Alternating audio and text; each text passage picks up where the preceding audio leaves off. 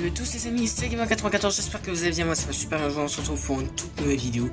Et aujourd'hui les amis, écoutez, voilà, vous l'attendez, c'est fait, la journée du 5 décembre 2012 est dévoilée depuis 17 h. Alors je tourne cette vidéo puisque nous sommes le 3 décembre.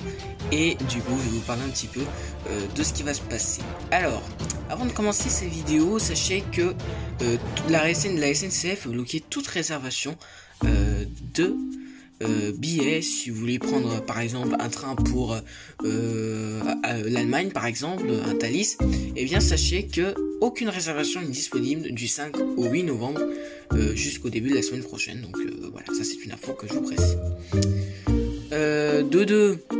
Il n'y a pas beaucoup de trains, ça c'est sûr. Il n'y a pas beaucoup de trains. Encore sur le réseau RATP, ça va encore. On va dire qu'il y a à peu près un quart du réseau qui est en circulation. Presque un quart du réseau en circulation. On va peut-être même un tiers. Voilà. Puisque majoritairement, on va dire ça comme ça. Voilà. Donc du coup, je vais vous détailler un petit peu les différentes pointes de service. Donc on va commencer par le réseau RATP parce que c'était le plus facile pour moi et puis ça a évité de me faire perdre du temps. Donc écoutez les amis, alors pardon le doigt. Donc du coup les amis, alors désolé si c'est du petit reflet mais bon c'est normal parce que je suis avec mon téléphone toujours comme d'habitude.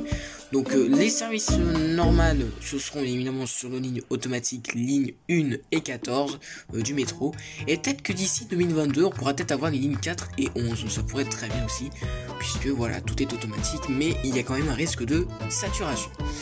Ensuite, les services perturbés, les services en heure de pointe. La ligne A du RER, donc sur le réseau RATP, il y a 4 trains sur 2. Et sur le réseau RERB RATP, 1 train sur 3.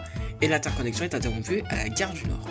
Sur le réseau métropolitain, il y aura 1 train sur 3 sur la ligne 4, 1 train sur 4 sur la ligne 7 et 1 train sur 1 train sur 4 sur la ligne 9 entre Nation et Mairie de Montreuil. Sur la ligne de tramway, sur la ligne T6, il y a un train sur 2, et sur le reste, hormis les T4 et les T11, il y a un train sur 3. Et pour vous dire, sur le réseau SNCF, il n'y a aucun tramway sur la ligne T4 et T11. Et il y a un bus sur 3 en moyenne. Voilà. Et il n'y a pas de train sur les autres services, sur les lignes 2, 3, 3 bis, 5, 6, 7 bis, 8, 10, 11, 12 et 13 du métro. On passe au réseau SNCF avec pour commencer le service urbain, donc sur le service francilien avec RER, un train sur 10, le TER, donc les trains express régional, un train sur 5 en moyenne, avec des prévisions de essentiellement des trajets en bus. On a un TGV sur 10 sur le réseau international de trafic très perturbé, vous verrez ça plus tard.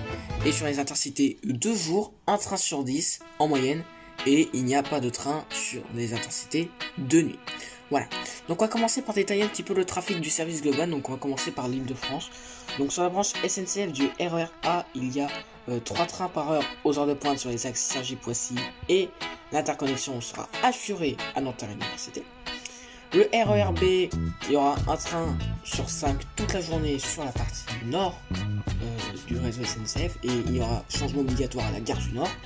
Le RER C, il y aura 2 trains par heure seulement sur la branche Bétigny, il n'y aura que ça uniquement aux heures de pointe et le reste c'est interrompu, mais vraiment interrompu.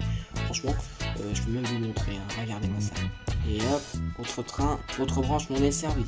Voilà, donc pour vous dire que c'est vraiment la galère. Ensuite le RERD, excusez-moi, je suis obligé de tenir la caméra une seconde, donc je tête à son super après, une vraie coco avec un pied, voilà.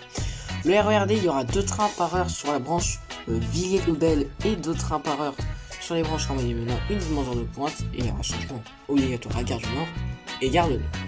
Et le RER E sur le réseau RER, donc voilà, il y aura 2 trains par heure entre Paris et Seychelles en heure de pointe et il n'y a aucun train en direction de la branche tournant. Donc ça c'était pour la ligne de RER. Maintenant on passe au Transilien avec la ligne H qui aura un train par heure aux heures de pointe sur les branches Pontoise et Perzan via Montsoul et les autres branches ne sont pas en service. Le J, il y aura 2 trains par heure sur la branche Argenteuil et 3 trains par heure sur la branche Confluence-Sainte-Honorine uniquement aux heures de pointe. Le Transilien K, il n'y aura pas de train en circulation mais des bus vers Mitry et Roissy et de Mitry et Roissy également.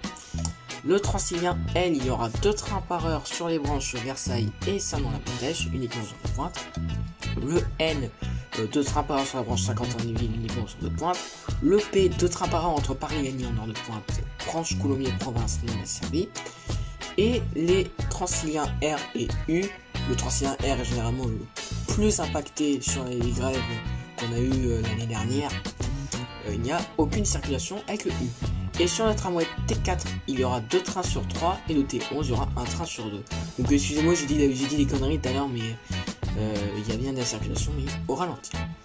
Donc ça c'était pour le réseau Île-de-France. Maintenant le trafic TGV, il y aura sur l'axe Est, donc pour les trains en direction d'Est, 1 train sur 6, ce qui représente quand même 17% à peu près du service. Le axe Atlantique, il y aura 1 train sur 10, donc 10% des TGV Atlantique. L'axe Nord, donc pour aller vers Lille, il y aura seulement 17% des TGV, donc 1 train sur 6. Sur l'axe Sud-Est, pour rejoindre Marseille, Montpellier, Nîmes, non Perpignan c'est à l'ouest, mais bon, voilà. Donc il y aura 1 TGV sur 10. Sur les intersecteurs, il n'y aura aucune circulation. Et les Ouigo, il y aura seulement 1 Ouigo sur 6.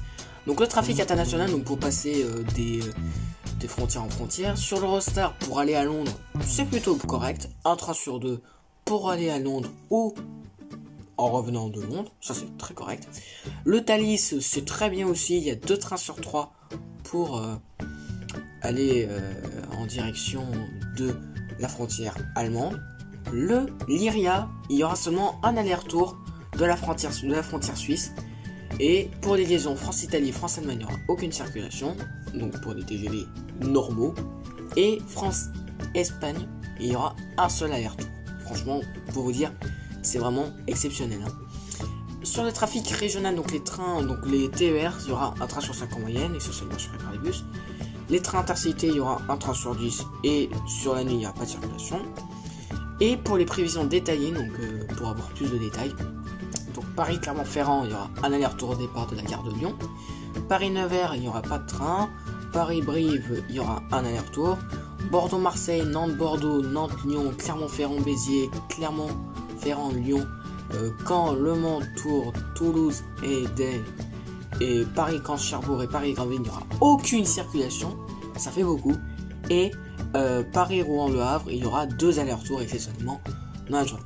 Donc voilà, donc c'est ici que s'achève cette présence, on va dire, du réseau RATP SNCF pour le 5 décembre. Donc sinon cette vidéo vous a plu, n'hésitez pas à aimer la vidéo, à la partager. Voilà, n'hésitez pas à la liker, à vous abonner et n'oubliez pas d'activer les notifications pour savoir quand les vidéos vont sortir. Et n'oubliez pas de rejoindre mon Instagram qui sera dans la description. Et donc sinon moi je vous dis à la prochaine pour une nouvelle vidéo. Allez, salut tout le monde et n'oubliez pas le rendez-vous pour le calendrier de l'Avent.